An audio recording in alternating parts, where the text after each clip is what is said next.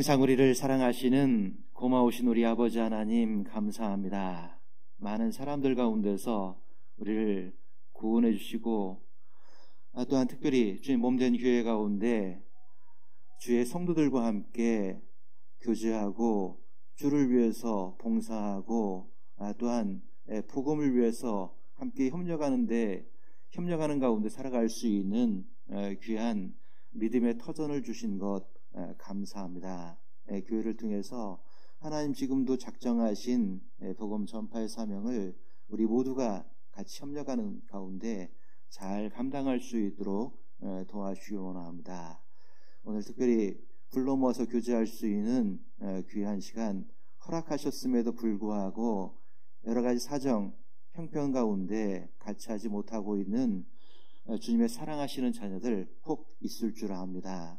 때로는 질병 가운데, 때로는 마음에 큰 상처 가운데, 때로는 여러 가지 바쁜 세상 일들로 인해서 같이 하지 못하고 있는 우리 사랑하는 형제자매들 어디 있든지 주를 동일한 마음으로 찬양할 수 있는 장소, 시간, 기회가 될 수 있도록 도와주시기 원합니다. 그래서 다음 같이 할 때는 움직일 수 없었던 그 질병도 털고 일어나고 연약했던 우리의 마음도 주님 앞에 내놓고 치료를 받고 그리고 복잡했었던 인간사도 뒤로 하고 더욱 주님을 동일한 마음으로 따를 수 있는 귀한 성도들 될 수 있도록 도와주시기 원합니다. 하나님이 이곳에 복음을 허락하셨으니 우리를 통해서 더 많은 곳, 더 많은 사람들에게 복음 전하는 그 일에 쓰임 받을 수 있도록 도와주시기 원합니다.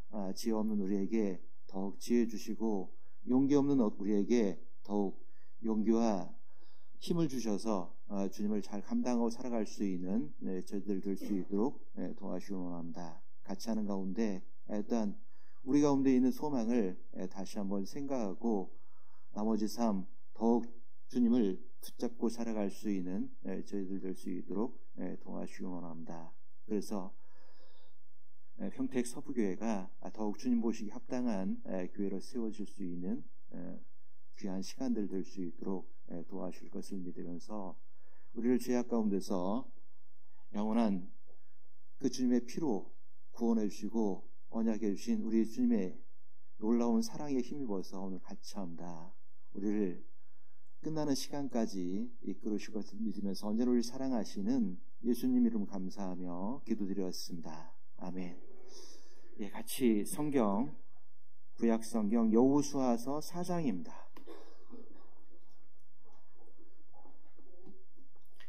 여호수아서 4장입니다.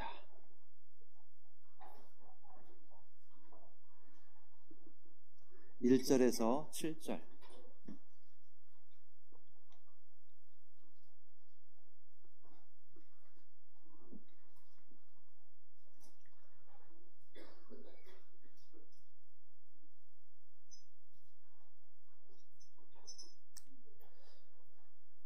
구약성경 323쪽부터 있습니다.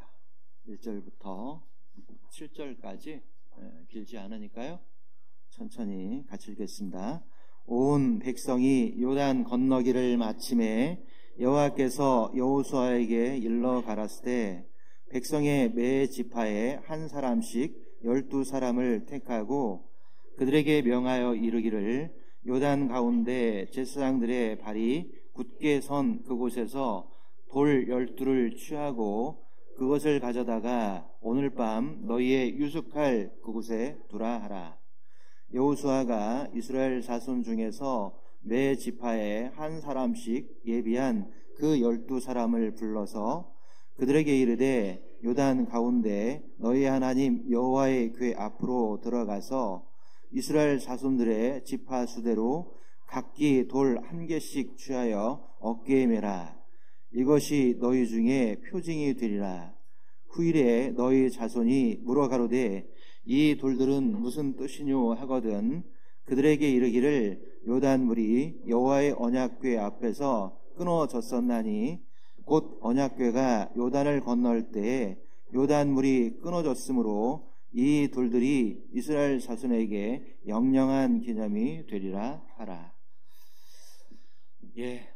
오늘은 여호수아 4장에 나와 있는 길갈에 세웠던 12 돌을 중심으로 해서 우리 신앙 가운데 교훈을 좀 받아보려고 합니다. 좋은 기억력을 가지는 것은 어때요? 좋을까요? 나쁠까요? 좋죠. 좋겠죠. 그렇죠? 일단 좋은 기억력이 있으면 뭐 굳이 외우려고 안 해도 시험 문제가 그냥 이렇게 눈으로 훑어만 봐도 그냥 머릿속에 딱 심겨져서 그냥 보기만 해도 시험을 쉽게 볼 수 있겠죠? 물론 좋은 기억력을 가진 것은 어떤 의미에서는 일반적으로는 좋다 이렇게 말할 수도 있을 겁니다. 그런데 좋은 기억력을 가지면 물론 유용할 때도 있지만 그런데 항상 좋은 기억력이 모든 것에 좋을까라는 걸 생각해 보면 결코 그렇지도 않습니다. 물론 좋지 않은 기억력을 가진 것도 문제겠죠. 그래서 야, 넌 어제 얘기해 줬는데 그것도 까먹었냐? 종종 핀잔을 듣잖아요. 저도 젊을 때는 그러니까 제가 나이가 많은 것처럼 생각이 드는데 한 살이라도 젊을 때는 그래도 이제 사람을 외우는 것도 쉽고 이름 외우는 것도 쉽고 그리고 웬만하면 어떤 대명사가 금방금방 머리에 떠올랐거든요. 근데 가끔은 요즘 이제 얼굴을 쳐다보고도 뭘 까먹을까요? 이름이 뭐였더라? 한참 헤맬 때가 있습니다. 근래에는 제가 사택이 아파트인데 가끔 다른 일 때문에 가벼운 옷차림으로 밖에 나갔다가 난감할 때가 있습니다. 언제 난감할까요? 공동 현관의 비밀번호를 갑자기 생각이 안 나요. 그래서 다른 비밀번호를 자꾸 누르고 있습니다. 이런 걸 보면 나쁜 기억력을 가지는 것도 때로는 불편하고 안 좋을 때도 있지만 그런데 너무 좋은 기억력도 때로는 좋지 않은 상황들을 만들어낼 수도 있다는 겁니다. 실제적으로 의학적으로 보고되고 있는데 미국에서 학자들이 그런 사람을 직접 인터뷰를 했다 합니다. 어떤 사람들은 정말 너무 좋은 기억력 때문에 평생 살아가는 가운데 그것 때문에 큰 고통을 겪는 사람들이 있다는 겁니다. 그래서 의학적으로 용어를 만들었는데 무슨 증후군이냐? 과잉 기억 증후군이다. 이런 사람들도 종종 있답니다.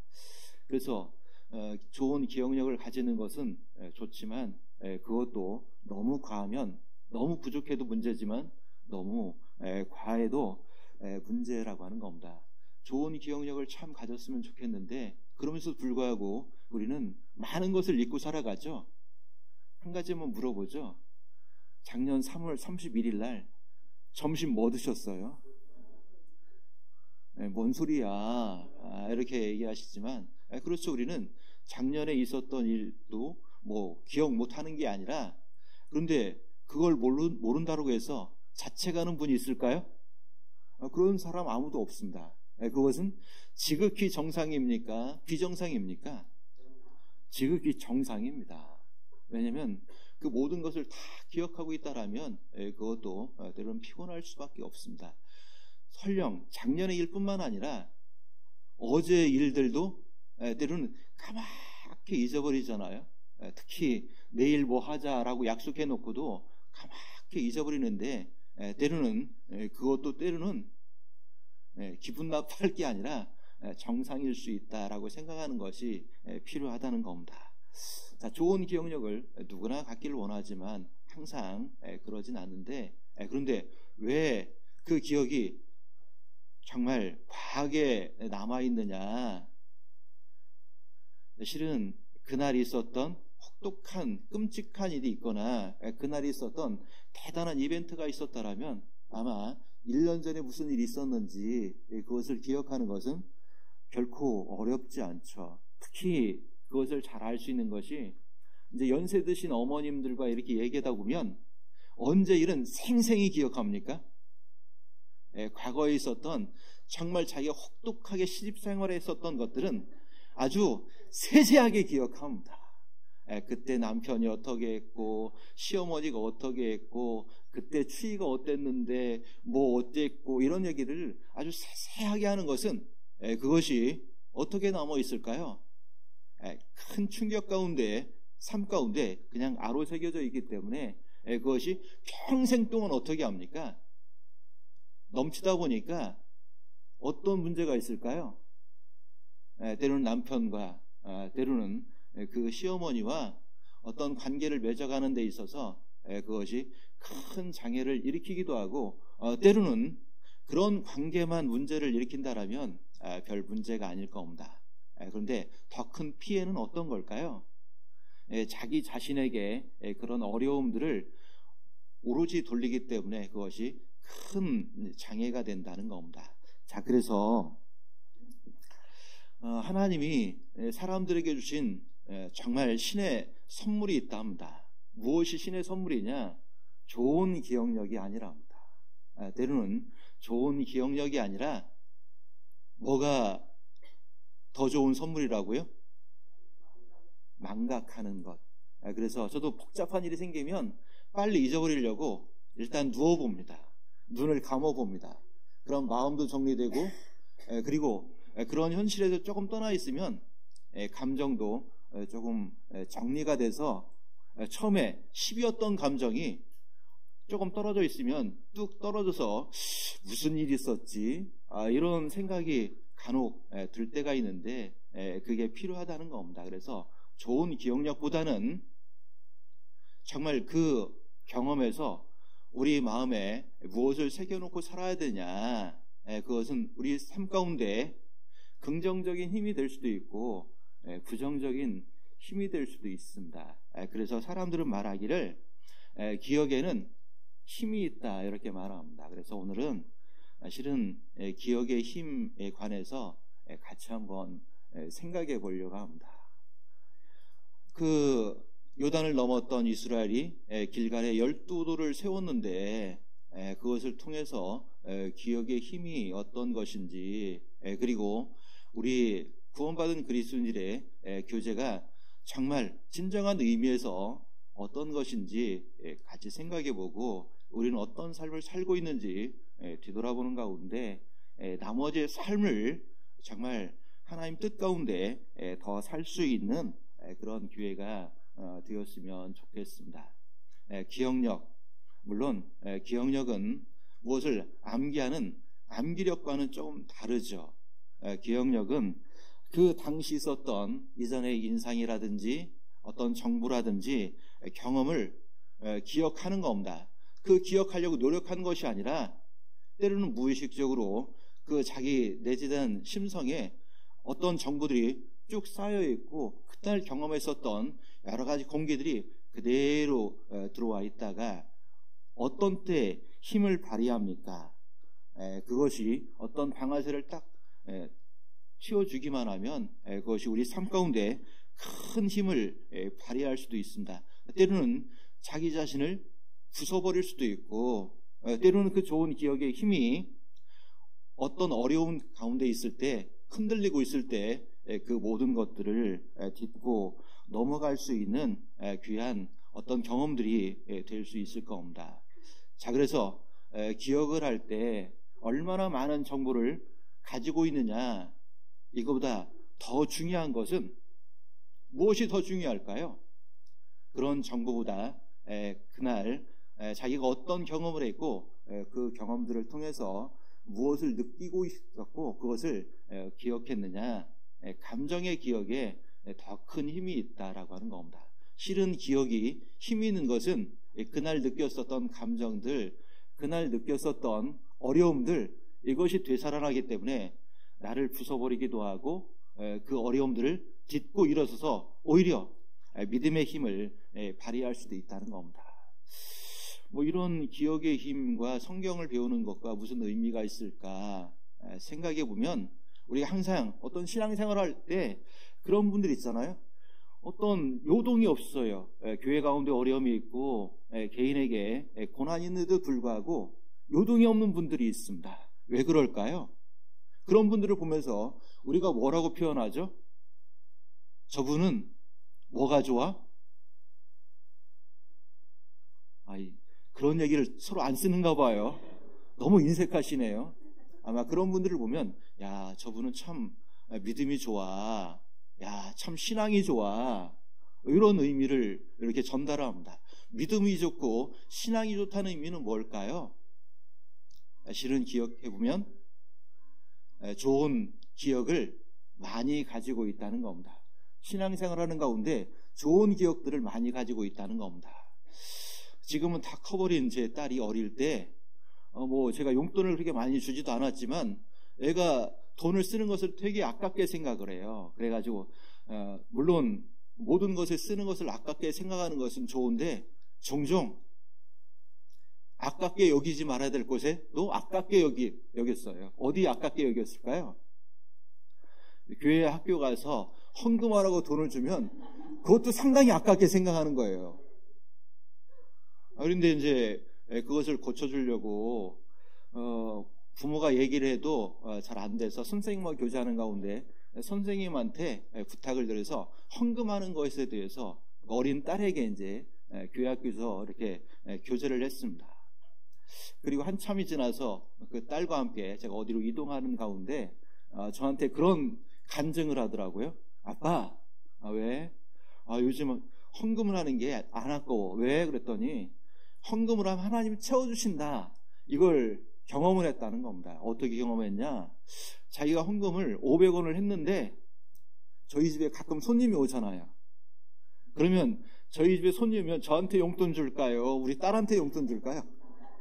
딸한테 용돈 주거든요. 용돈 주면 500원 줄까요? 5,000원 줄까요? 10,000원 줄까요? 그렇죠. 10,000원 한 장 주겠죠. 그러니까 저는 헌금을 500원 했는데 희한하게도 꼭 손님이 와서 그것을 몇 배로 채워준다라고 하는 것을 경험했다는 거예요. 그런 좋은 경험과 기억들이 지금도 다 성장했지만 헌금하는 것을 별로 아까워지는 않는 것 같아요. 그것을 보면 신앙생활하는 가운데 우리도 어떤 좋은 기억을 가지고 있냐. 믿음대로 했더니 하나님이 채워주셨다. 믿음대로 했더니 그런 어려움들을 잘 극복했다. 믿음대로 말씀대로 살았더니 조금 더딘 것 같지만 하나님이 정말 선한 길로 이끌어 주셨다. 이런 기억을 많이 가지면 당연히 믿음이 좋아질 수밖에 없고 신앙이 좋다 이렇게 표현 받을 수밖에 없을 겁니다. 자, 그래서 우리가 신앙생활 하는 가운데도 어떤 일을 통해서 많은 정보, 이것보다 더 중요한 것은 그것을 내가 어떻게 느끼고 어떻게 경험했고 그날 어떤 인상으로 내 마음속에 그것이 쌓여지느냐, 이것이 우리 신앙생활에도 중요한 도움이 될 수 있다라고 하는 겁니다. 그래서 하나님도 그것을 너무 잘 아시기 때문에 성경에 기억이라고 하는 단어를 쳐보면 많은 곳에 기억이라는 단어가 나오는데 그 기억이라는 단어가 모세 오경 중에서 가장 많이 나오는 성경이 어딜까요? 제가 줄여드렸습니다. 범위를. 어디죠? 신명기에 가장 많습니다. 그 기억의 힘을 하나님도 아셨기 때문에 신명기를 기록하면서 기억해라, 기억해봐라, 잊지 마라, 마음에 새겨라, 이것들을 줄곧 말씀하신 겁니다. 그래서 성경에 있는 많은 기록들도 우리 마음에 내가 직접 경험한 건 아니지만 그 경험들을 통해서 내 마음에도 무엇을 아로새겨 두는 게 중요하냐, 그 속에 있었던 좋은 경험들, 그리고 그 속에 있었던 좋은 기억들을 내 속에 담아놓는다라면 나도 그 기억의 힘으로 또 다른 어려움들을 넘어갈 수 있는 그런 좋은 기회가 될 거라고 생각합니다. 그래서 오늘 이 길갈에서 어떤 12돌, 그것이 우리에게 어떤 의미가 있을까라고 하는 것을 통해서 그 어려움들을 좀 넘어가 볼 수 있는 그런 기회가 됐으면 좋겠습니다. 여호수아서를 읽어보면 잘 아시겠지만 이제 모세 이후에 하나님은 세워진 여호수아에게 가장 먼저 한 것이 야, 두려워하지 마라. 담대해야 된다. 먼저 용기를 주신 겁니다. 왜 생각해 보면 여호수아도 사람이 대단한 영웅이었지만 그동안 모세 그늘 가운데 있었고 모세 인도대로 따르기만 했지만 이제는 모세가 그 인도자로 세워지지 않고 본인이 그 모든 것을 감당할 때 큰 두려움이 있었을 겁니다. 그리고 들어가 보지 않은 그 땅, 본인은 애굽에서 태어났고 줄곧 가나안에서 가나안에 들어가 보지 못하고 광야에서만 지냈을 겁니다. 그러다 보니까 들어가 보지 않은 그 땅에 대한 두려움, 들어가 보지 않았던 그 땅에 살고 있는 많은 이방 족속들에 대한 그런 두려움들도 분명히 있었을 겁니다. 그래서 야, 두려워하지 말고 놀라지 말라. 그리고 그 위에 하나님이 그와 함께 하시겠다라고 하는 것을 약속해 주셨습니다. 그 약속을 붙들고 이제 여호수아가 그 이스라엘을 붙들고 요단을 넘어서 어디로 들어갑니까? 마침내 가나안 땅으로 들어갑니다. 그 과정을 설명하고 있고 그 가나안 땅에서 그 여호수아가 이끌고 그 이스라엘이 어떻게 정복해 나가느냐라고 하는 것이 여호수아 전체에 들어 있습니다. 어떻게 보면 우리 신앙생활 가운데 승리하는 신앙이 무엇인지를 보여주고 있는 성경이 여호수아 성경입니다. 그래서 기회가 되면 여호수아서도 여러분들이 스스로 한번 천천히 읽어보시면 큰 도움이 될 거라고 생각합니다. 3장 1절을 보면 이렇게 시작하고 있습니다.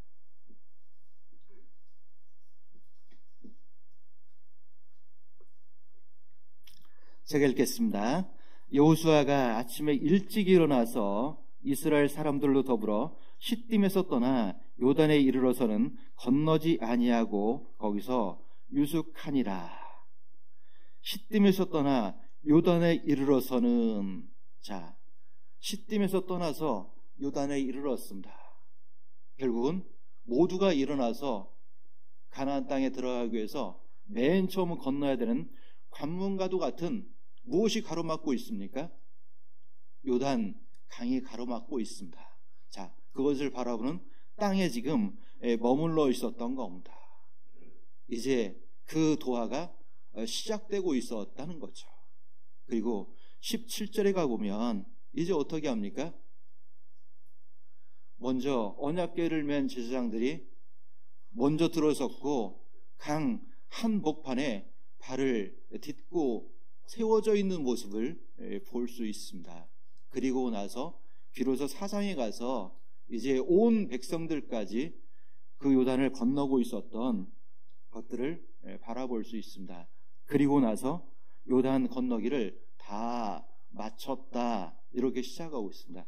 3장에서 시작된 요단을 건너는 것, 그것이 4장 1절에 와서 마침내 어떻게 됐냐? 요단 건너기를 다 마쳤다, 이렇게 되어 있습니다. 이 요단을 건넌다라고 하는 의미가 실은 이제 많이 오해되고 있기도 하고, 그래서 바로잡는 것이 좀 필요합니다. 요단을 건넌다라고 하는 것, 흔히 우리가 기억하는 가장 큰 의미가 뭡니까? 가끔 그런 표현하잖아요. 마음에 안 들면 뭐라고 그래요? 너 요단강 건너가 볼래? 좀 무시무시하죠? 자, 그런데 왜 그런 영향이 클까 생각해 보면 찬송가 영향이 어쩌면 가장 클 겁니다. 찬송가 중에서 특히 장례 예식 때 애용하는 찬송이기도 합니다. 날빛보다 더 밝은 천국, 어떻게 가냐? 요단강 건너가 만나리. 그러다 보니까 그 요단강 건넌다라고 하는 것을 그냥 속된 표현으로 죽음, 이렇게 무시무시한 것으로만 생각하지만 그것이 진정한 의미라면 조금 성경도 많이 바뀌어야 될 겁니다. 천국은 무엇이 없는 곳이죠? 눈물도 없고 아픔도 없는 곳입니다. 가나안이 천국의 모형이라면 맞는 표현일까요? 맞지 않는 표현일까요? 맞지는 않죠. 왜요? 가나안 땅에도 여전히 싸워야 될 대적이 있었고, 그리고 그 가운데 슬픔이 있었고, 그 가운데 고통도 있었습니다. 자, 그러면 뭐냐? 요단이라고 하는 의미는 어떤 의미를 가지고 있냐? 죽음, 그 속된 표현보다는 더 큰 의미들을 가지고 있다는 것을 조금 마음에 기억했으면 좋겠습니다. 요단은 이제 가나안 땅으로 진입하기 위한 관문과도 같은 곳입니다. 비로소 신앙생활 가운데 들어가는 관문과도 같은 곳이 요단을 건너는 것이다 라고 생각해보고, 그리고 결국 요단을 건넌다라고 하는 것은 하나님이 작정하신 선한 길 앞에 서게 되는 영광스러운 길을 선택하는 것이 될 겁니다. 자, 그래서 요단이 가지고 있는 중요한 의미 가운데 하나는 뭐냐?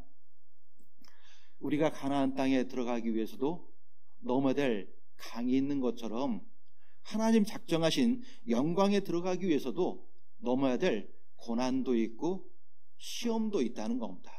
때로는 요단이 고난과 시험 같은 것이고, 그 가운데 어떻게 하면 넘어갈 수 있냐, 그것을 마음에 생각했으면 좋겠습니다. 그래서 요단은 그냥 죽음, 그런 속된 표현보다는 우리가 마땅히 신앙 가운데 더 영광스러운 자리로 나갈 때 그 가운데는 고난도 있고 시험도 있는데, 그 고난이 어떤 고난이냐? 더 많은 고난이 있습니다. 어떤 시험이냐? 더 큰 시험이 우리 가운데 있다는 겁니다. 더욱 하나님 뜻 가운데 세워지기 위해서는 그렇다는 겁니다. 하나님 영광을 드러내기 위해서는 더욱 그렇다는 겁니다. 자, 그래서 이 요단이 가지고 있는 의미가 크기 때문에 구약 성경에서도 그렇고 요단이 종종 드러날 때가 있습니다. 그런데 요단과 관계된 일들을 보면 아주 의미 있는 일들이 있습니다. 예수님도 공생애를 시작하기 전에 어디로 먼저 가셨죠? 어디 먼저 가셨어요? 어디에서 가서 뭐 받고 시작하셨어요? 요단강에서 침례를 받으신 후 비로소 공생애를 시작하셨습니다. 거기서부터 모든 의미가 시작되고 있었던 겁니다. 자, 그러니까 공생애라고 하는 영광스러운 길을 가기 위해서 가장 먼저 해야 되는 것은 자기 자신을 낮추는 순종의 연습이 필요했던 겁니다. 고난과 시험을 극복해 나갈 때 가장 중요한 게 뭐냐? 더 적극적으로 주의 말씀과 주의 뜻 가운데 순종하는 게 필요합니다. 그 나아만의 장군 문둥병이 걸렸습니다. 그래서 얘기를 들어보니까 자기 집에 잡아왔었던 작은 계집아이 여종이 우리 이스라엘 땅에 가보면 선지자가 있는데 이 병이 다 나올 수 있을 겁니다. 그 말만 믿고 갔습니다. 갔더니 선지자는 나오지도 않고 시종이 하나 덜렁 나오더니 뭐라고 말합니까? 저희 요단강에 가서 7번 물에 담가. 그랬더니 당장에 나아만이 화가 났습니다. 아니, 우리나라에도 얼마나 좋은 강이 많은데, 큰 강이 많은데 저 황토물이나 내려오는 그 강에 가서 몸을 담그라고 그래. 기분이 나빴습니다.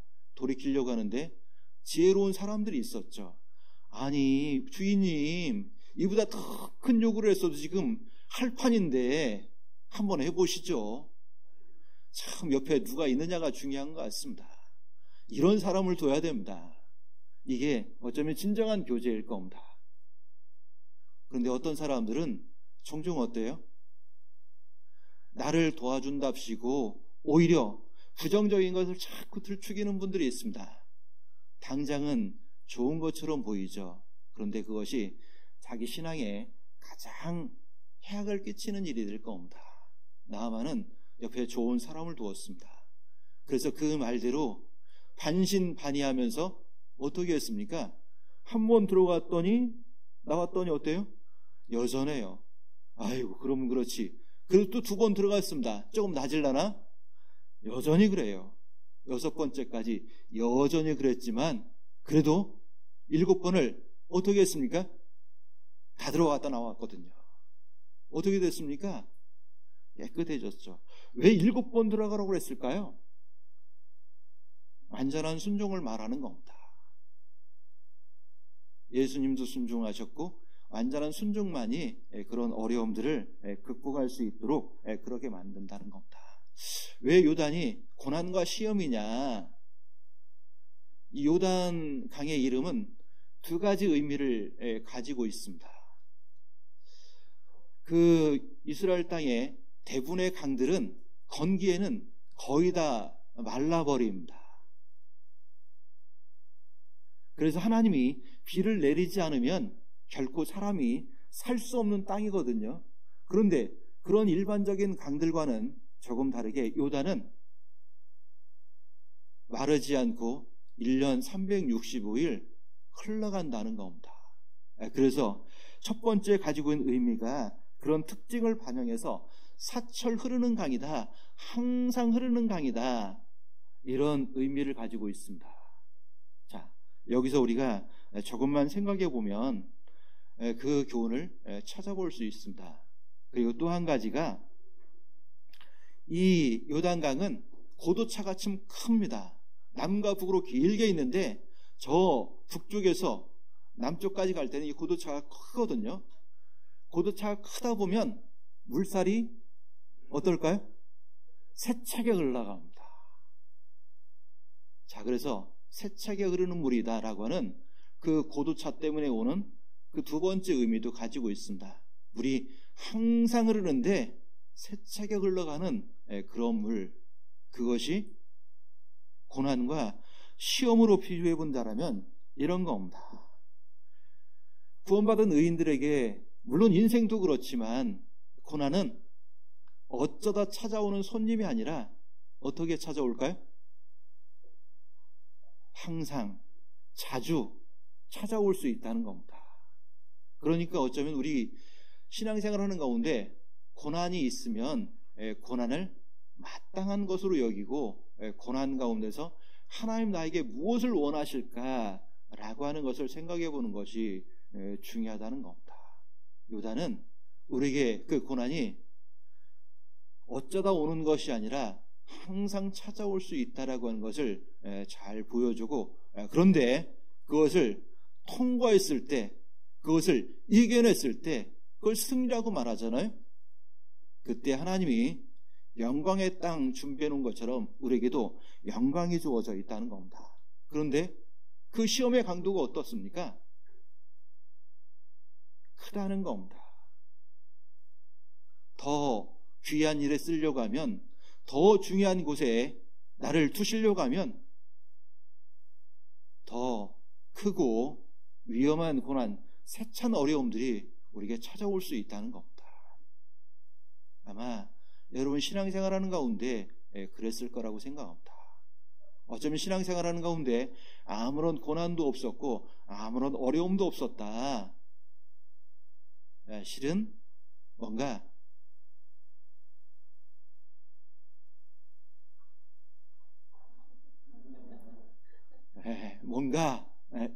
이 얘기입니다. 그렇죠?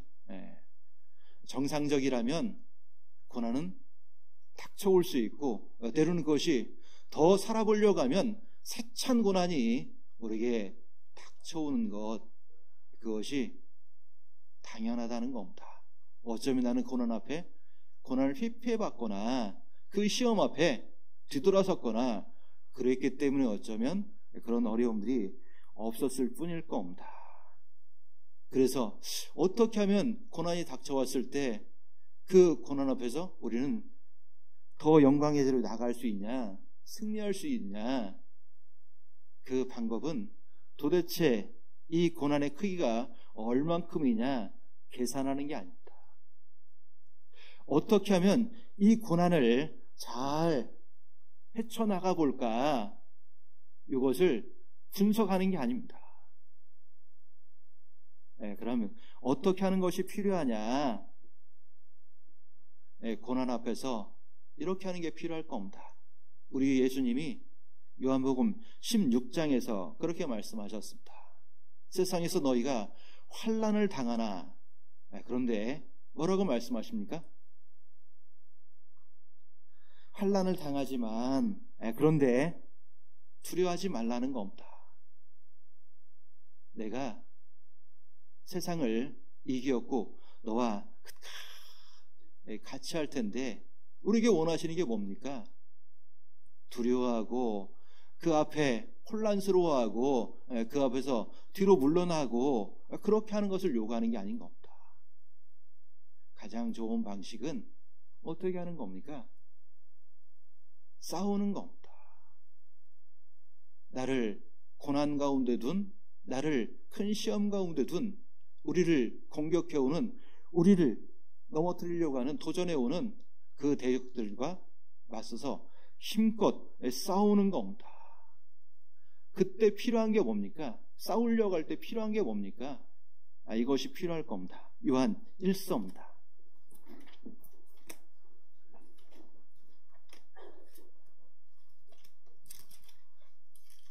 요한 1서 5장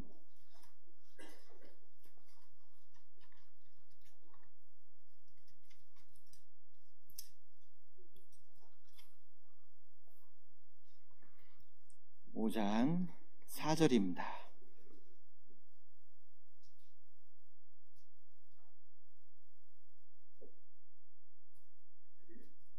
(5장 4절) 같이 읽겠습니다. 대저 하나님께로서 난 자마다 세상을 이기느니라.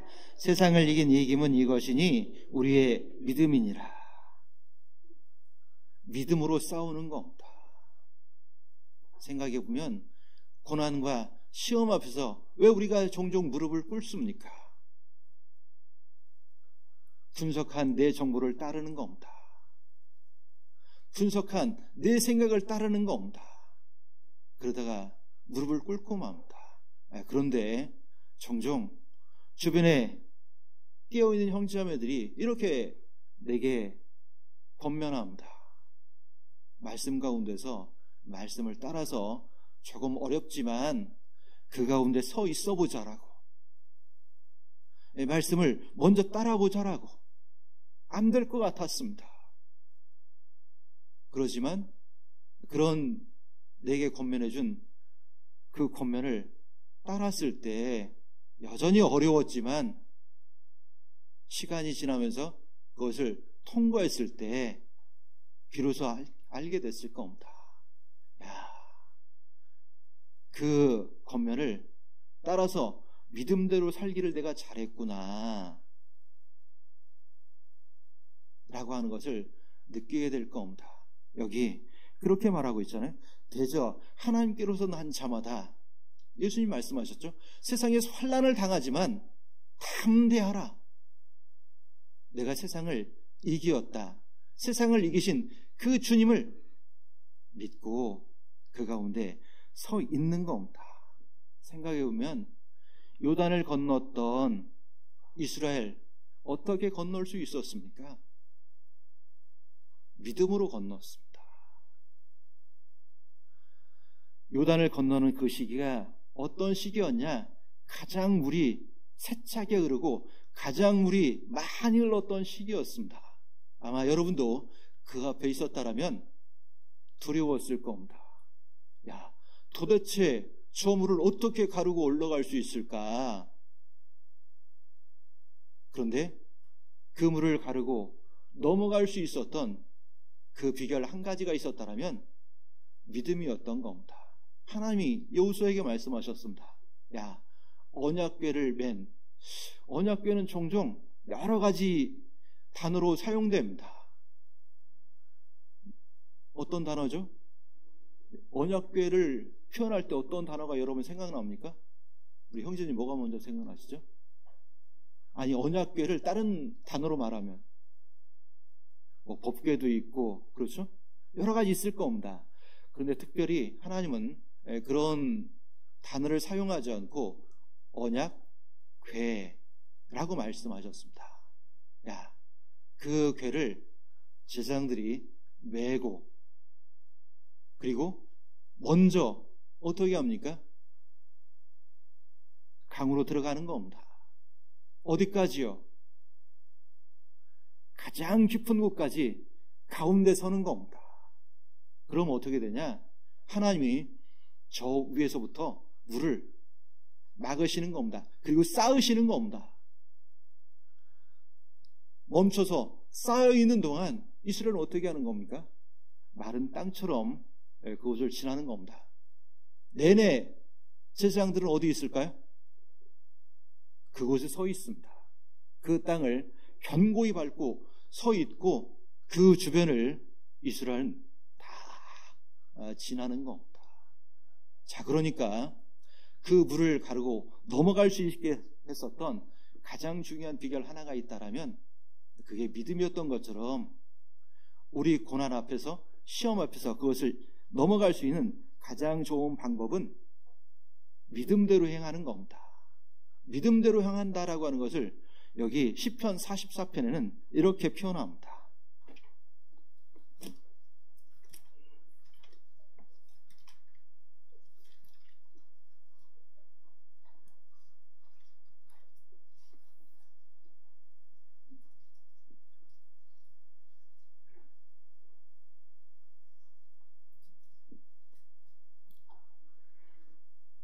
16절부터 제가 읽겠습니다. 더 많이 읽으면 좋겠지만 시간 관계상 제가 몇 절만 읽어보려고 합니다.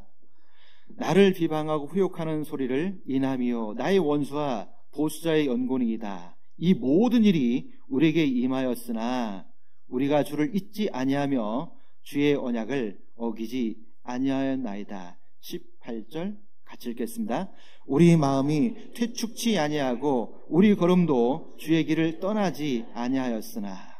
믿음대로 행한다라고 하는 건 뭘까요? 고난이 있고 시험이 있지만 그래서 우리의 마음이 어떻게 될까요? 위축되죠. 그래서 우리 마음이 어떻게 되죠? 자꾸 뒤로 물려가려고 하죠. 그런데 여기 그런 말들이 많이 들리는 겁니다. 말거리도 되게 하고 그리고 안 좋은 소리가 더 많이 들리는 겁니다. 그런데도 불구하고 이 고라자손의 마시길 가운데 나오는 이 시편 44편 18절 9절에는 이렇게 되어 있습니다. 그렇지만 이 모든 일로 인해서도 우리의 마음이 퇴축치 아니한다.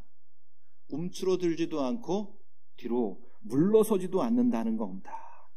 그리고 우리 마음만 위축되지도 않고 물러서는 게 아니라 어떻게 살아갑니까? 그 걸음도 주의 길을 결코 떠나지 않는다. 우리를 불러주신 그 부름의 위치를 끝까지 지키는 겁니다. 그리고 지킬 뿐만 아니라 또 어떻게 합니까? 뒤로 물러나지 않는다는 거 뭐를 말하는 겁니까? 계속 전진하는 겁니다. 믿음대로 행한다라고 하는 것은 입으로의 고백이 아닙니다. 믿음대로 행한다라고 하는 것은 그 위치를 떠나지 않는 겁니다. 가끔 안타까운 신앙인들을 볼 때가 있습니다. 신앙생활 하다가 물론 신앙생활 속에서 문제인 경우도 있지만 복잡한 일이 생겼습니다. 어려운 일이 생겼습니다.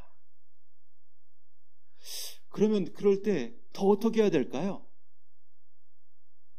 그때 어떻게 하셔야 됩니까? 더 하나님께로 나가야 될까요? 포기하고 뒤로 물러서야 될까요?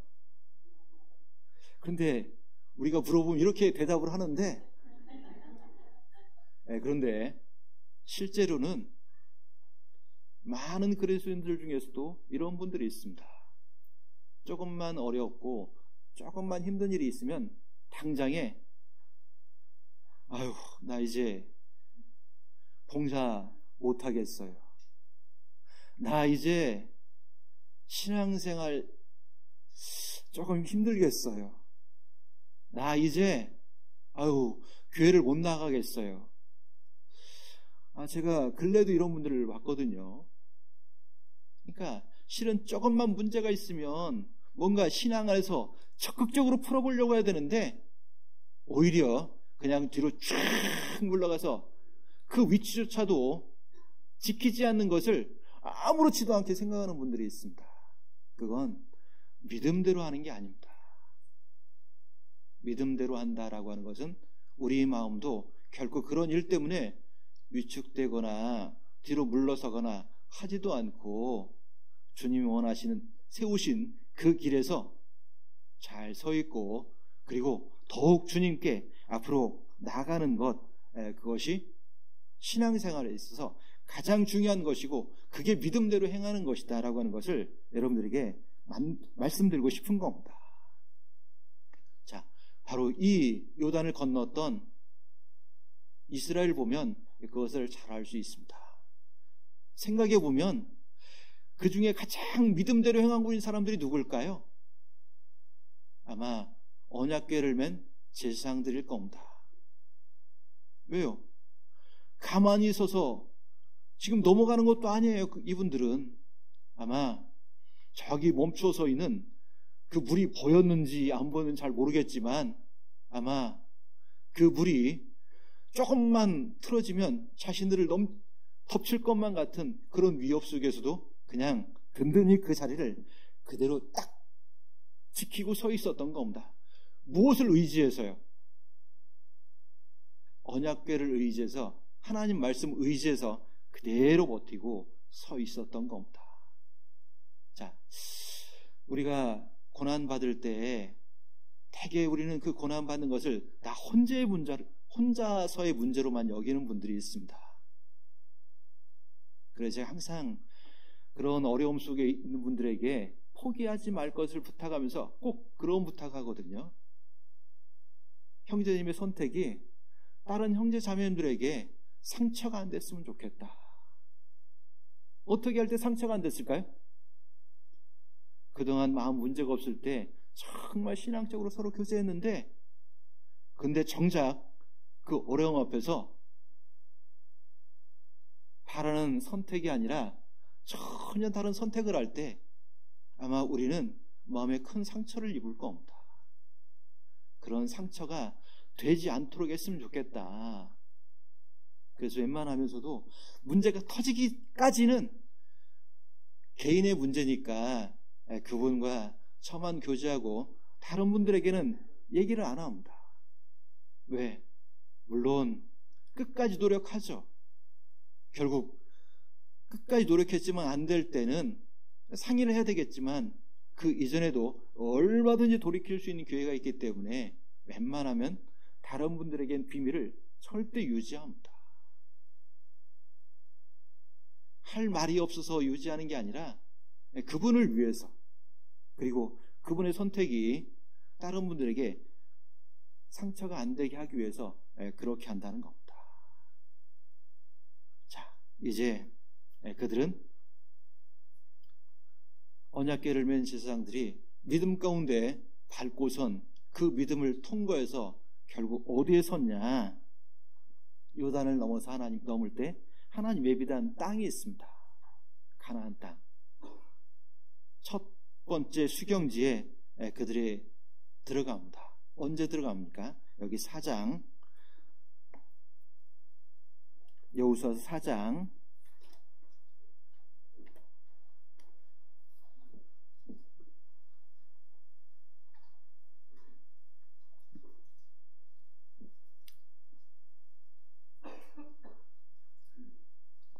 19절입니다.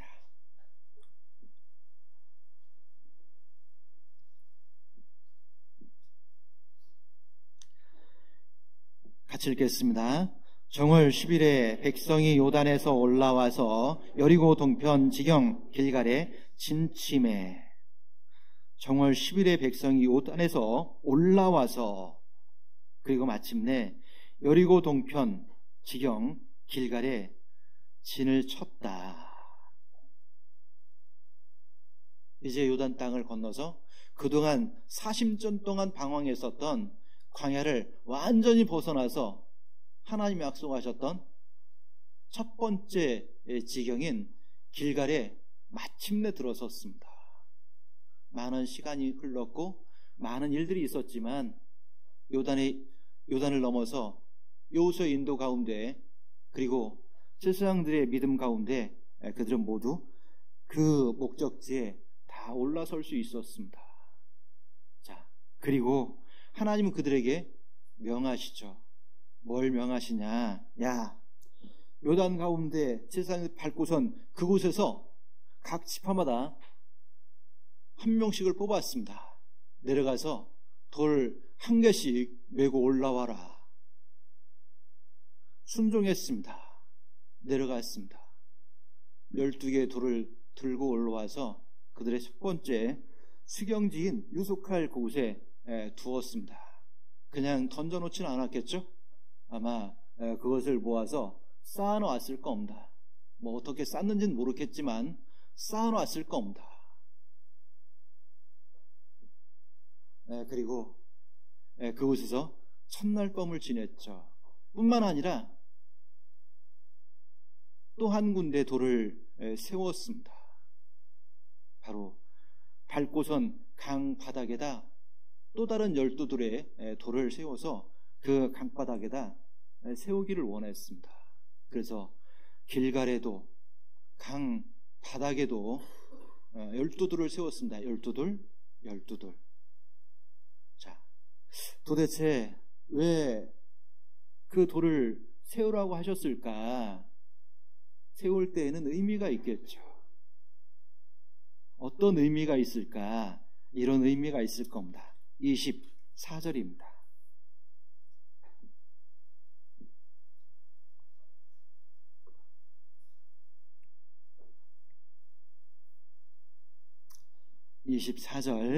같이 읽겠습니다.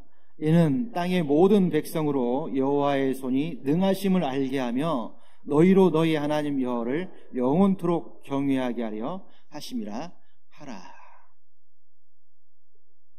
돌을 세운 중요한 이유는 이겁니다.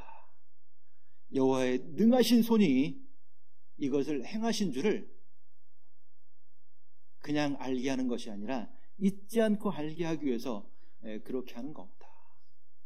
여러분, 중요한 일이 있고 나면 뭔가 기념을 하잖아요.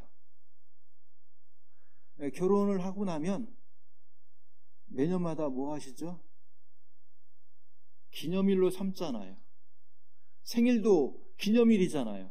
그런 것처럼 알게 하고 기념을 삼게 하기 위해서 돌을 세운 겁니다. 왜 그렇게 할까요? 중요한 것은 우리의 삶을 위해서 그렇게 하는 겁니다. 하나님을 영원히 경외하게 하기 위해서 그렇게 한 겁니다. 기억의 힘은 그런 데 있습니다. 우리를 어떻게 살게 할 수 있냐? 하나님은 이 여호수아 4장에 있는 이 기억의 힘을 통해서 우리도 영원히 그 하나님을 경외하고 살 수 있도록 그렇게 하는 겁니다. 베푸신 큰 기적, 그들은 직접 경험을 했습니다. 그 이전 세대들은 홍해를 가르는 것을 봤습니다. 그런데 그 세대는 어디서 다 죽었죠? 광야에서 다 죽었습니다.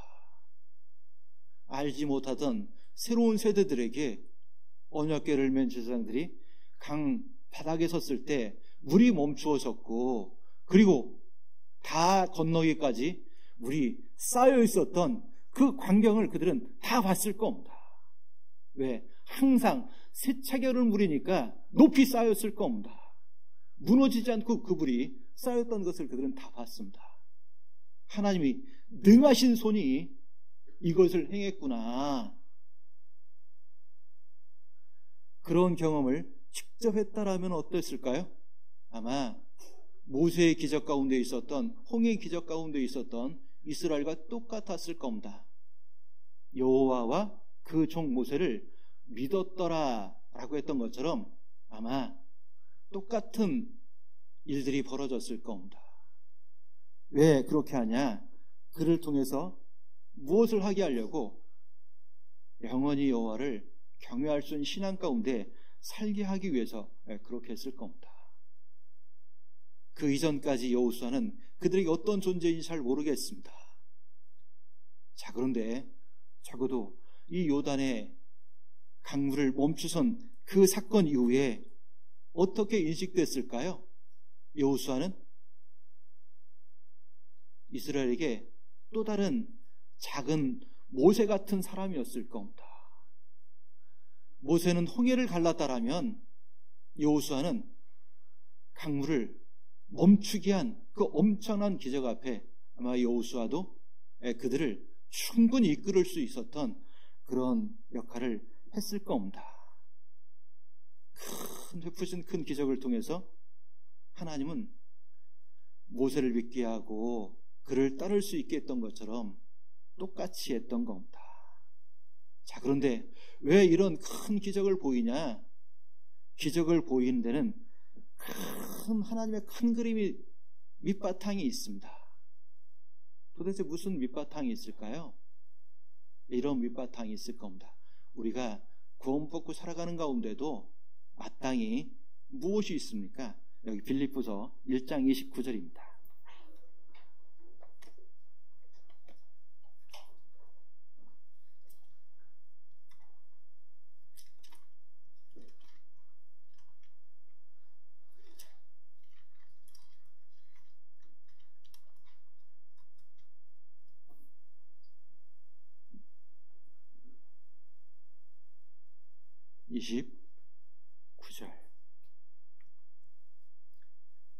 같이 읽겠습니다. 그리스도를 위하여 너에게 은혜를 주신 것은 다만 그를 믿을 뿐 아니라 또한 그를 위하여 고난도 받게 하십니다. 우리가 구원받을 때 믿을 뿐 아니라 믿음, 그것을 통해서 우리에게 구원이라고 하는 선물을 주실 뿐만 아니라 또 무엇도 주시길 원하신다고요? 고난도 함께 받기를 원한다는 겁니다. 큰 그림은 뭡니까? 고난이 큰 그림이 아니라 구원받은 그리스도인이지만 실은 가장 맥을 못 줄 때가 고난 앞에 있을 때죠. 그래서 고난이 닥쳐올 때 많은 그리스도인들이 흔들리고 두려워하고 그래서 다른 생각을 막 품으려고 할 겁니다. 그런데 하나님은 왜 이런 큰 기적을 부으셨냐? 하나님의 큰 그림은 그런 겁니다. 들어가서 얻을 그 땅에도 이보다 훨씬 큰 어려움들, 나를 도전해오는 시험들이 있을 텐데 그때 흔들리지 말고, 그때 두려워하지 말고, 그때 뒤로 물러가지 말고 믿음 위에 굳게 세워져 있을 것, 그것을 알려주기 위한 큰 그림인 겁니다. 우리도 고난받을 때 얼마나 많이 흔들립니까? 어려움이 올 때 얼마나 많이 우리 신앙이 흔들립니까? 저도 그랬습니다. 그런데 그 흔들리는 신앙을 붙잡을 수 있는 게 뭡니까? 그때 필요한 게 좋은 기억입니다.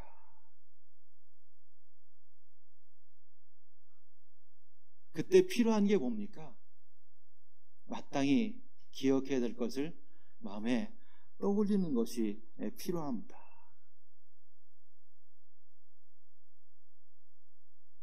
그것이 하나님이 이런 일들을 통해서 우리에게 보여주고 있는 큰 그림이라고 하는 겁니다. 에레미야가 3장 20절에 보면 그런 큰 고난 앞에 내 마음이 낙심이 되오나, 종종 낙심까지 되죠.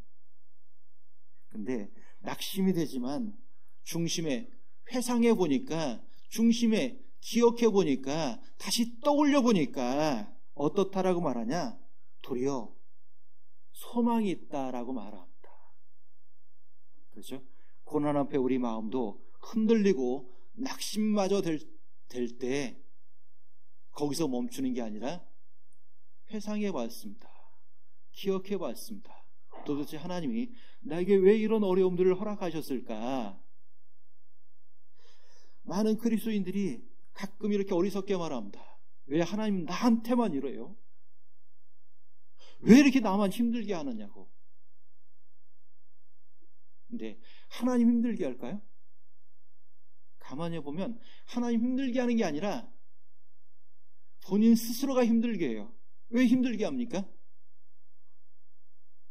어리석은 선택을 하고 어리석게 행동을 하고 어리석게 말을 하고, 그런데 종종 본인은 그걸 잘 몰라요. 알았으면 좋겠는데 그런 많은 그리스도인들이 종종 불평을 합니다. 왜 나만 이렇게 어렵게 하냐고. 다 괜찮은 것 같은데 왜 나만 그러냐고. 나만 그럴까요? 다 여러 가지 고난 가운데 지금도 통과 중일까요? 다 통과 중입니다. 달라서일 뿐이지. 그런데 누가 잘 넘어가냐? 여기 에레미야에 기록된 것처럼 회상해 보니까, 중심 회상해 보니까 도리어 소망이 있더라. 어떤 소망이 있냐? 하나님 자비하심, 하나님의 긍휼하심, 그것이 영원하다라고 하는 것. 그래서 결코 진멸되지 않더라 라고 하는 그 사실이 마음에 도리어 큰 위로와 소망을 갖게 한다는 겁니다. 사람들은 살아가면서 다양한 사건들을 맞이합니다. 다양한 사람들을 만납니다. 그리고 그런 사건과 경험들을 통해서 다양한 기억을 갖게 됩니다. 때로는 그 중에서도 진짜 어려울 때 그 어려움들을 넘어갈 수 있는 기억이 뭐냐? 좋았던 기억, 행복했었던 기억, 그것을 통해서 거기서 시작하는 게 좋습니다. 내 신앙 가운데 가장 행복한 기억은 무엇입니까? 내게 가장 행복한 기억은 무엇입니까? 생각해 보면 야, 정말 다행이구나 라고 느껴지는 가장 근본적인 기억이 어떤 기억입니까? 내가 구원받은 기억이죠. 생각해 보면 내가 어떻게 구원받았습니까? 내가 그토록 주님을 찾았습니까? 내가 주님께 그토록 매달렸습니까? 그렇지 않았습니다.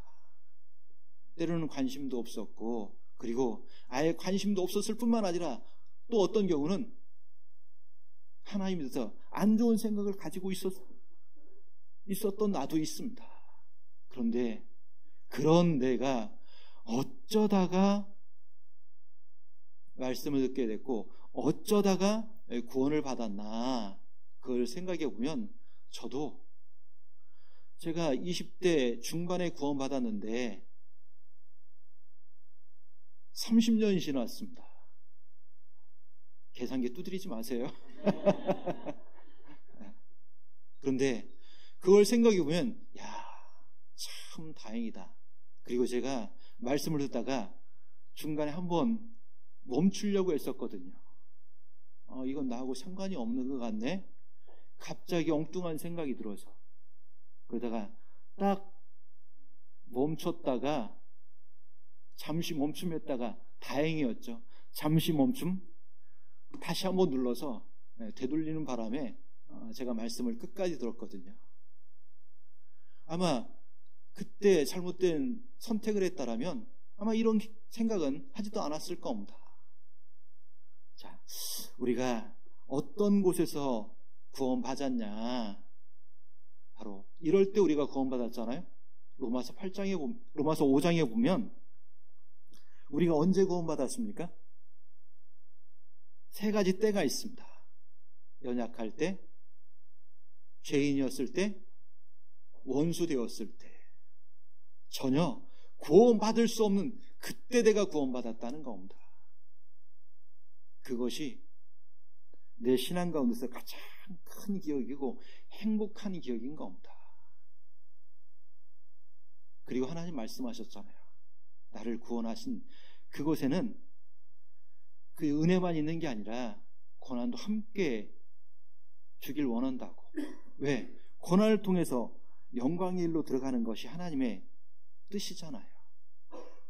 그래서 그 어려울 때, 우리 신앙이 막 흔들릴 때 가장 첫 번째가 어디로 가야 되냐? 우리가 구원받았던 그때의 기억으로 돌아가는 게 제일 중요합니다. 그 기억을 생생하게 하려면 실은 그 어려울 때 신앙을 포기하는 게 아니라 그때 말씀 앞에 더 앉아보는 겁니다. 그래서 종종 뭔가 신앙이 뒤로 물러서놨다가 다시 회복하려고 할 때 뭐 먼저 들어보자고 말하죠, 우리가? 조금 있으면 구역 집회 있어. 구역 집회 한번 가서 들어보자. 5일 동안 진행되니까 빠르기도 빠르잖아요. 그러면서 내 신앙을 다시 일깨우는 그런 시간이 되잖아요. 그게 우리의 좋은 기억을 다시 일깨워줍니다. 그래서 우리가 처음을 기억하는 것이 좋습니다. 처음 사랑, 그 처음 사랑은 우리 신앙 가운데 처음 행위를 가질 수 있도록 만들어준다니까요. 우리가 구원받았을 때 어땠습니까? 아마 기억해보면 저도 그날이 기억나거든요. 그날 나와서 그 낮에 말씀을 제가 들었는데 제가 그때가 이제 복학하기 전에 시간이 남았기 때문에 낮에 말씀을 들었거든요. 들어갈 때 본 하늘과 나와서 본 하늘이 다르더라고요. 와, 너무 좋은 겁니다. 왜 좋을까요?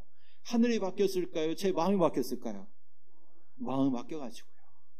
생각해보면 그날 제일 행복했던 것 같아요. 그 좋은 기억으로 다시 돌아가다 보면 흔들리던 신앙이 조금은 정돈이 됩니다. 그리고 어려움 가운데 있던 신앙이 다시 힘을 낼 수 있도록 만들어준다는 겁니다. 자, 하나님도 기억의 힘을 알기 때문에 요단에 세운 12돌을 통해서 하나님은 그것을 다시 한번 알려주려고 하는 겁니다. 기억은 그저 과거만 돌아다보는 게 아니죠.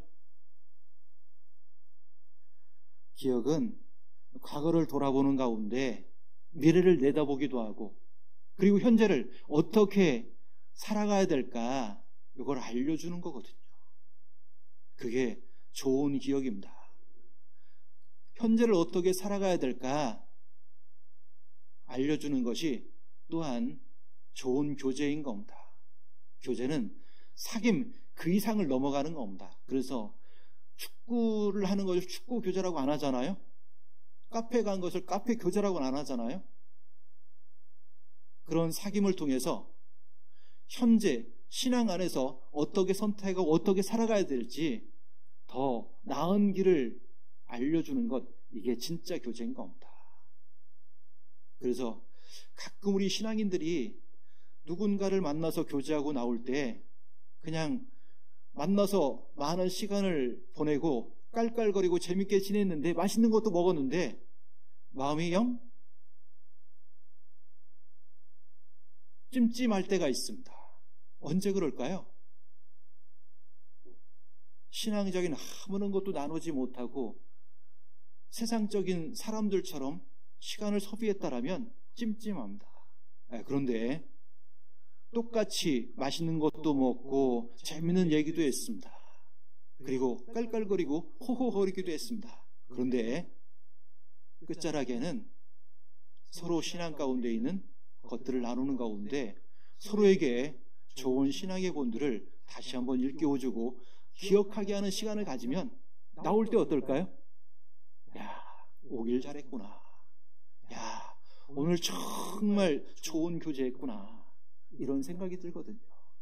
그래서 우리도 정말 만날 때마다 좋은 얘기로만 끝내는 게 아니라 적어도 끝날 때만큼이라도 신앙으로 돌이켜서 서로에게 도움을 줄 수 있는 그런 교제가 되는 것, 그게 진정한 교제일 겁니다. 자, 그럼 생각해 보죠. 왜 굳이 강바닥에다 12돌을 세웠을까? 다 나오고 나면 물이 없으면 아무것도 보이지 않는데 왜 그걸 세웠을까요? 물론 기억은 그렇습니다. 경험하고 나면 금방 세상 일 때문에 다 잊혀져 버린 것처럼 보이잖아요. 그런데 적어도 12돌을 그 강바닥에다 세워라 라고 하신 데는 이유가 있죠. 그 세차게 하루도 빠짐없이 닥쳐오는 고난과 시험이 그 큰 요단 강물처럼 덮개를 맨 제사장들이 발을 딱 딛고 섰을 때 멈추었던 것처럼 믿음으로 말씀 앞에 그 자리를 딛고 설 때 닥쳐오던 어려움, 고난과 시험도 우리에게서 멈춰 선다라고 하는 것을 우리에게 뭘 하는 걸까요? 기억하라고 아마 그들을 위해서도 말씀하고 있지만 우리를 위해서도 그렇게 했을 겁니다. 그리고 왜 또 길갈에다가 세우라고 했을까? 다른 세대들을 위해서 그렇게 했을 겁니다. 그 시대 세대들이야 다 직접 보았으니까 누가 있겠어요? 다음 세대들을 위해서 그렇습니다. 제가 시골에서 자랐거든요. 제 시골의 제 집 동네에는 뒷동산에 그 산자락 그 앞쪽에 아주 양지 바른 곳에 묘지 2기가 있었습니다. 비석도 큰 게 서 있고, 그래서 어릴 때는 친구들하고 놀 데가 없으니까 막 거기 가서 놀았거든요. 그럼 어른들이 지나다 뭐라고 하실까요? 야, 이놈들아! 그래도 어릴 때니까 모르고 막 그 묘지 위에 올라가서 미끄럼도 타고 뭐 옆에 구멍도 이렇게 뚫고 막 별짓을 다 했거든요. 제가 어릴 때 그렇게 했어요. 근데 제가 이제 자꾸 나이가 들어가다 보니까 그 묘가 제 집안 아주 한참 어르신의 하여튼 뭐 대단한 일을 하셨나 봐요. 비석도 큰 걸 보니까. 그런 어르신이라고 하는 것을 나중에 알았습니다. 그때도 위에 올라가서 막 놀았을까요? 그러진 않았겠죠. 그렇죠? 잘 모를 때는 마음대로 살아갑니다. 생각해 보면 길갈에 세웠던 12돌, 이제 그곳에 막 도착한 새들 가운데 새로 태어난 아기들도 있을 겁니다. 어릴 때는 아마 돌무더기가 사람들이 모이는 곳에 있었으니까 놀이터였을 겁니다. 그 의미가 뭔지 알까요? 모를까요? 알긴 뭘 알아요. 아마 거기다 돌을 던지든지 뭐 코를 푸든지 뭐 엉뚱한 짓을 하든지 아마 그랬을 겁니다. 의미를 모르니까. 자, 그런데 바로 의미를 모르고 행하고 있었던 또 다른 세대들을 위해서 그렇게 했을 겁니다. 자, 그런데 왜 돌을 세우게 했을까? 이런 중요한 의미가 있습니다. 여호수아서 5장 9절입니다.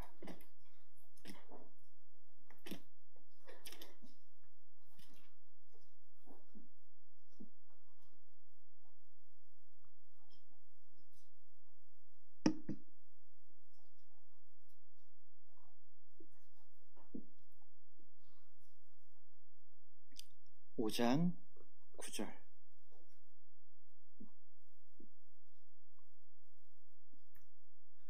같이 읽겠습니다. 여호와께서 여호수아에게 이르시되 내가 오늘날 애굽의 수치를 너에게서 굴러가게 하였다 하셨으므로 그곳 이름을 오늘까지 길갈이라 하느니라. 왜 그곳에 12돌을 세우게 했을까? 기념을 위해서 그렇게 했습니다. 강 바닥, 밑바닥에 세운 것은 그 큰 일을 행하셨던 그 사건을 기억하는 데 의미가 있다라면 길갈에 세운 이 돌은 그것을 지속적으로 기념하기 위해서 그곳에 세운 겁니다.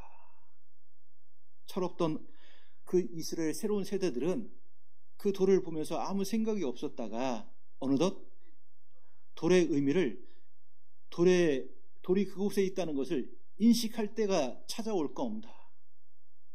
철없으리는 함부로 했는데 그런데 어른들이 하고 있는 것을 보면 돌이 다른 의미를 가지고 있는 것 같습니다. 인식하기 시작하는 거죠. 그러면 물어볼 겁니다. 도대체 이 돌은 여기다 왜 세워놨습니까? 이 돌이 뭡니까? 그때 그것을 얘기하겠죠. 근데 왜 길갈입니까? 길갈이라고 하는 의미는 5장 9절에 있는 것처럼 어떤 의미죠? 굴러가게 했다. 무엇을 굴러가게 했습니까?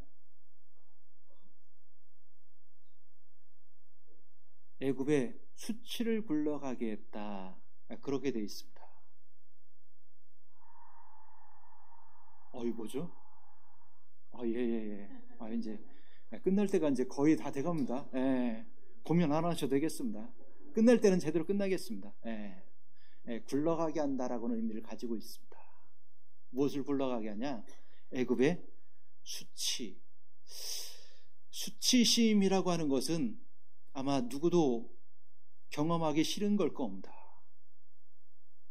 공개적으로 누군가 나를 공격하는 소리를 듣는다라면 여러분 어떨까요? 죽고 싶을 만큼 큰 수치심을 느낄 겁니다. 그런데 그 수치심이 그냥 두려움을 주고 부끄러움만 주는 게 아니잖아요. 그 수치심은 자기 자신을 엄청나게 공격하는데 그런 모든 것을 다 굴러가게 한 곳이 뭐냐? 길갈인데 길갈에 그 12들을 세우는 곳은 뭐냐? 하나님이 그렇게 하셨다라고 하는 것을 기억하게 하기 위해서 기념물로 삼았습니다. 기념물이라고 하는 것은 세월이 흘러가면서 점차 잊혀지기도 하고 흐릿해져 갈 때 다시 한번 그 가치를 깨닫게 도와주는 것이 기념물의 의미입니다. 그래서 좋은 관광지에 가면 그곳만의 랜드마크가 있습니다. 제가 아침에 와서 저기 평택 서부 공사회장님한테 평택은 유명한 게 뭐가 있습니까? 물론 평택 서부겠죠. 유명한 것이 없어요. 유명한 것이 없는 건 아니겠죠. 뭐가 있겠죠.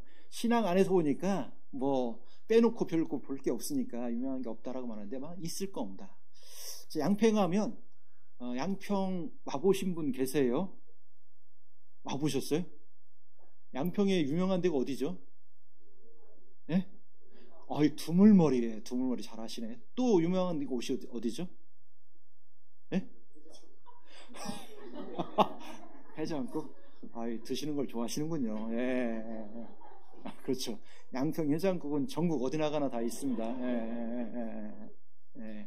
그럼 해장국도 있네요. 근데 유명한 곳이 관광지가 두 군데 있는데 아까 두물머리라고 하는 곳이 있고 또 한 군데가 양평에서 제일 높은 산 용문산이 있습니다. 그래서 용문산과 그 두물머리가 이제 사람들이 가장 많이 찾는 곳인데 두 곳에 다 랜드마크가 있습니다. 두물머리는 뭐가 랜드마크일까요? 저렇게 얘기하실 줄 알았어요. 연잎 핫도그인지 핫도그라고 생각하시는 분도 있습니다. 그게 랜드마크가 아니라 두물머리 랜드마크는 강 이쪽에 서 있는 느티나무입니다. 그게 랜드마크입니다. 사진에서 보면 참 멋지게 이렇게 나오거든요. 그것이 랜드마크죠. 그래서 그것에 온 분들은 웬만하면 다 사진 한 장씩 다 박습니다. 왜? 뭐 다 넘어가지만 뭐 핫도그 맛도 흘러가 버리고 다 흘러가지만 뭐는 남아요? 사진은 남거든요. 사진은 남으면 그때 있었던 기억을 소환해낼 수 있는 좋은 기념물이잖아요. 그래서 어디 갔다 와서 사진을 보면서 깔깔깔거리고 웃는 이유는 뭐가 생각났을까요? 그때 있었던 좋은 추억이 생각나서 깔깔거리고 웃거든요. 그래서 기념물이라고 하는 거 그런 의미를 가지고 있습니다. 그때 있었던 일들을 다시 소환시켜서 생각나게 하고 그것이 힘을 발휘할 수 있도록 만들어주는 것이 기념물입니다. 용문산에는 뭐가 또 랜드마크일까요? 은행나무. 누가 은행나무라고 하셨어요? 와보셨나 봐요. 우리나라에서 제일 오래됐답니다. 큰 은행나무가 있습니다. 그 랜드마크입니다. 절이 아닙니다. 그 앞에 있는 그 은행나무가 랜드마크입니다. 그런 것처럼 관광지에는 그곳만이 기억할 수 있는 기념물들이 있는 것처럼 우리 신앙에도 분명히 기념물이 있어야 되는 겁니다. 그런데 그것이 가치 있냐 가치 없냐 이 문제가 아니죠. 그것에 어떤 의미를 부여할 수 있느냐, 그것이 큰 의미가 된다는 겁니다. 돌 그래봐야 무슨 의미가 있겠어요. 근데 그 12돌에다가 의미를 부여할 때 그것이 우리에게 큰 힘이 된다는 겁니다. 그것을 다시 한번 떠올리게 하는 것이 기념물의 가치인 겁니다. 그리고요, 기념물은 과거에 있었던 역사적 사실, 그것만 하는 것이 아니라 그런 사실들을 통해서 교훈을 다시 한번 생각나게 하는 것, 이게 기념물인 겁니다. 그러니까 12돌은 그런 의미들을 가지고 있다는 겁니다. 자손들이 물을 거라고 하나님 미리 말씀하셨습니다. 21절, 4장 21절.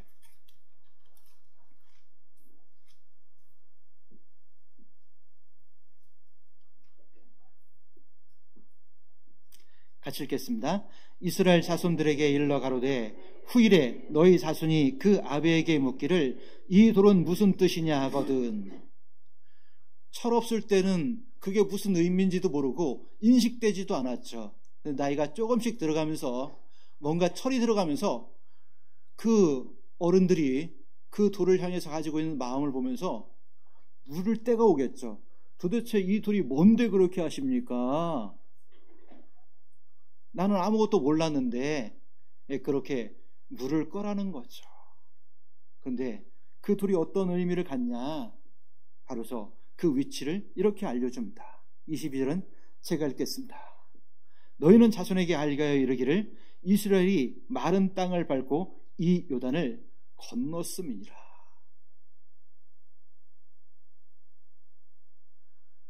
도대체 이게 무슨 의미입니까? 라고 말할 때 역사적 사실을 알려주죠.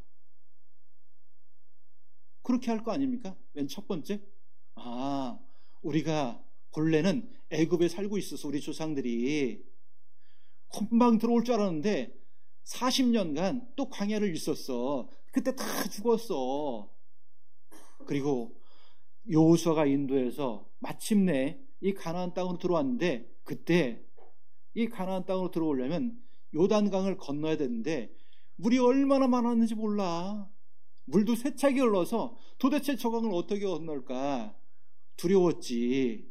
그런데 하나님 말씀하시기를 언약궤를 맨 제사장들이 먼저 강으로 내려가고 강 바닥에 서라. 그럼 내가 물을 그치고 쌓아주겠다. 그런데 정말 들어가니까 물이 멈췄고 물이 쌓였고, 그리고 우리는 마른 땅처럼 그 강을 건너서 가나안 땅에 들어왔지. 보세요. 강이 마르면 당연히 강바닥도 칠퍽거릴 겁니다. 근데 놀랍게도 어떤 땅을 건넜다는 겁니까? 마른 땅을 건넜다는 겁니다. 놀랍지 않아요? 우리가 믿음대로 따라갈 때, 순종해서 따라갈 때 칠퍽거리는 땅이 아닙니다. 마른 땅을 건너는 것처럼 정말 말씀에 순종한 사람들에 의해서 그 강을 모두 건넜던 그 사실을, 첫 번째는 그 역사적 사실을 자기 아들에게 말할 겁니다. 그리고 뭐라고 말할까요? 그 속에 들어져 있는 중요한 교훈들을 이끌어내겠죠. 애굽에 있었던 모든 수치가 물러가게 하신 거야. 우리가 살면서 또 흔들리고 때로는 그 수치심으로 인해서, 실패로 인해서 고개를 들 수도 없는 그런 상황 속에서도 우리가 어떻게 살아야 될지 이걸 알려주게 하는 것, 이게 기념물인 겁니다. 이 12돌은 그런 의미를 가지고 있습니다. 자, 바로 그것이 뭐죠?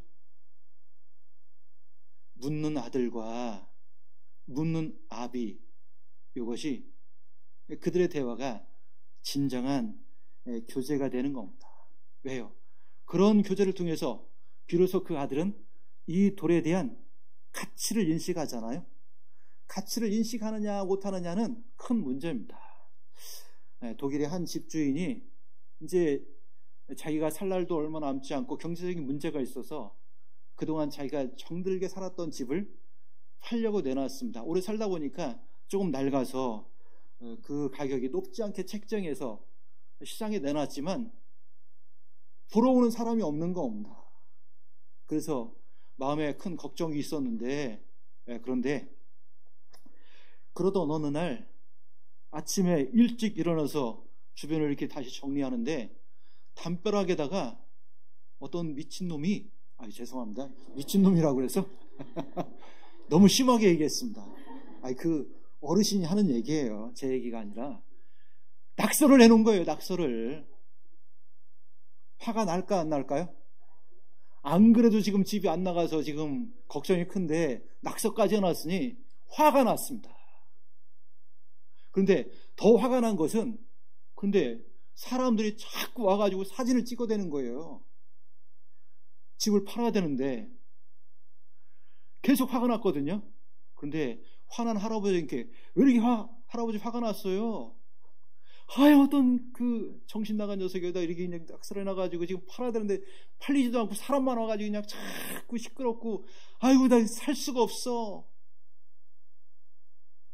그런데 옆에 있던 한 사람이 그렇게 얘기해 주는, 할아버지 이게 낙서가 아니라 요거 엄청 유명한 화가가 지금 그림 그려놓은 겁니다.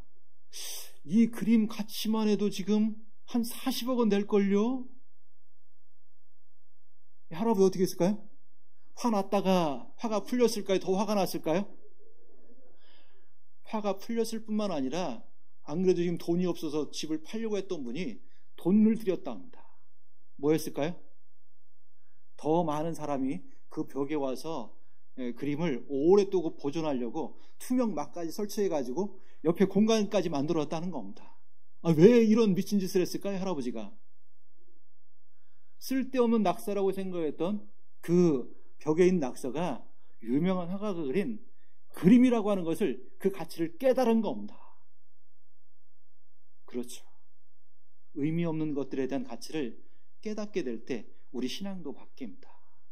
특히 자기 자신에 대한 것도 그렇죠. 여러분 종종 그런 경험 하신 분들이 있을 겁니다. 학창시절, 어린 시절 선생님이나 주변에 내가 좋아하는 사람들에게 들었던 한마디 칭찬, 그것이 현재의 내가 좋아하는 일을 하게 하는 그런 동기가 됐던 분들이 있을 겁니다. 저도 칭찬을 들어본 적이 있거든요. 그런데 그 칭찬이 참 오래 가더라고요. 그리고 그런 것을 위해서 내가 해야 되겠구나 라고 하는 것처럼 우리 자기 자신의 가치도 깨닫게 하는 것, 그리고 신앙의 가치를 깨닫게 하는 것, 현재 있는 의미 없는 일에 대한 가치를 깨닫게 하는 것, 이게 뭡니까? 이게 진짜 교제입니다. 그래서 빌레몬서 1장 6절에는 그렇게 되어 있잖아요. 믿음의 교제가 어떻게 한다고요? 우리 가운데 있는 선을 알게 하고, 그래서 어떻게 합니까? 그리스도께 미치도록 역사한다. 그게 진짜 교제입니다. 그런데 그런 교제를 통해서 그리스도께 미치도록 역사할 수 있는 좋은 도구가 기억하게 하는 겁니다. 그리고 성경은 그런 좋은 기억이 참 많습니다. 사건 하나마다 조금만 주의를 기울여보고 묵상해보면 그 속에서 많은 것들을 얻어낼 수 있습니다. 그래서 요단을 넘었던 그 사건만 기억하지 말고 세워진 도를 통해서 하나님 무엇을 어떻게 우리에게 선물하기를 원하시는지를 다시 한번 생각해 본다라면 더 우리 신앙 가운데 유익할 거라고 생각됩니다. 그리고 우리가 정말 좋았던 기억들은 잊지 않기 위해서 기념하는 버릇을 가져보는 것도 중요할 겁니다. 어떻게 하면 기념할 수 있을까요? 감사 노트 같은 것들이 있죠. 기억해 놓고 한 번씩 다시 한번 뒤집어 보면 힘들 때, 흔들릴 때 다시 우리를 살 수 있도록 만들어주는 그런 힘을 보여줄 수 있을 거라고 생각합니다. 그래서 우리 신앙도 정말 힘들고 어려운 시험이 닥쳐오더라도 다시 한번 기억해내는 가운데 힘을 내고 더 나아갈 수 있는 그런 신앙인들이 됐으면 좋겠습니다. 교제는 기억하시는 것처럼 더 나은 것들을 알게 하는 것이다라고 하는 것 꼭 기억했으면 좋겠습니다. 그래서 그렇게 하는 것이 교제니까 그냥 마음만 달래주고 끝내는 것이 아니라 하나님께로 돌이키게 하는 곳까지 꼭 이르는 교제가 될 수 있도록 힘썼으면 좋겠습니다. 같이 기도하겠습니다. 항상 우리를 사랑하시는 고마우신 주님 감사합니다. 우리를 많은 사람들 가운데 구원해 주셨고 우리에게 영원한 선물인 성경을 주셨습니다. 그 성경 속에 많은 것을 기념하게 하셨고 기억하게 하셨고 그것을 통해서 교훈을 얻고 우리의 삶이 바르게 되기를 원하시는 하나님, 성경 가운데 있는 작은 사건들을 통해서 우리 신앙에 큰 교훈을 얻고 살아갈 수 있는 저희들 될 수 있도록 도와주시길 원합니다. 그래서 교회 가운데 계획하고 있는 모든 일 가운데 한 마음으로 참석하고 순종하는 가운데 우리 모두가 승리하는 그리스도인들이 될 수 있도록 도와주시길 원합니다.